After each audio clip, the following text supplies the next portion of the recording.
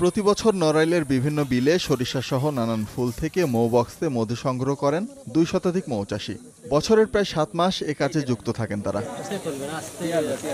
তেমনি একজন নড়াইল সদর উপজেলার মৌচাষী বাচ্চু মোল্লা। ২ যুগেরও বেশি সময় মৌ চাষের মাধ্যমে সংসার চালান তিনি। বছরের প্রায় ৭ মাস মধু সংগ্রহ করেন। বাকি সময় মধু সংগ্রহ না হলেও মৌসুম পর্যন্ত মৌমাছি ধরে রাখতে প্রতিদিন চিনি মিশ্রিত পানির যোগান দিতে হয় তাকে। তবে বাড়তি চিনির দামে বিপাকে পড়েছেন এই প্রান্তিক মৌচাষী।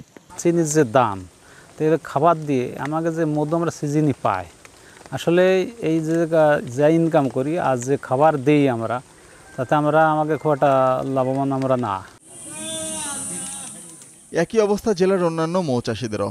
নতুন করে কেউ এই পেশায় আগ্রহী হচ্ছেন না, এমনকি পুরাতন অনেকেই মুখ ফিরিয়ে নিচ্ছেন। চিনির যে দাম, এই চিনি খাইতে গেলে আমাদের মৌমাছিগুলো থাকে না, বিভিন্ন রকমের সমস্যা হয় আমাদের। এতে যদি সরকার যদি আমাদের দিকে যদি একটু সুনজরে তাকায়, যদি তাহলে আমরা খুব লাভবান হব চাষ করে। অল্প আয় দিয়ে আমরা যে টাকা ইনকাম করি, সিজন মতো আমরা সেই মালটা যদি সঠিকভাবে বিক্রি করতে পারি, তাহলে অবশ্যই আমরা দেখা যাচ্ছে একটা বক্স থেকে আমরা 7টা বক্স করতে পারবো। খাবারের ঘাটতিটা হয়ে যায়, তখন মনে কর মাছিটা মারা যায়, মাছিটা উৎপাদন থেকে বৃদ্ধি কম হয়, তখন প্রোডাকশনের যে ধারাটা, সে ধারাটা অব্যাহত থাকে না।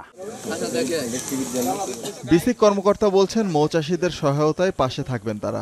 আধুনিক প্রশিক্ষণ সহ ক্ষুদ্র ঋণের বিষয়টি চলমান রয়েছে। বিসিক সবসময় তাদের এই শিল্পটাকে পৃষ্ঠপোষকতা করে থাকে, তাদেরকে ঋণ সহযোগিতা করে থাকে। বিশেষ করে 6 মাস মধু সংগ্রহ করা হয় এবং বাকি 6 মাস তাদের এই মৌমাছিগুলোকে আপনার লালন পালন করা হয়।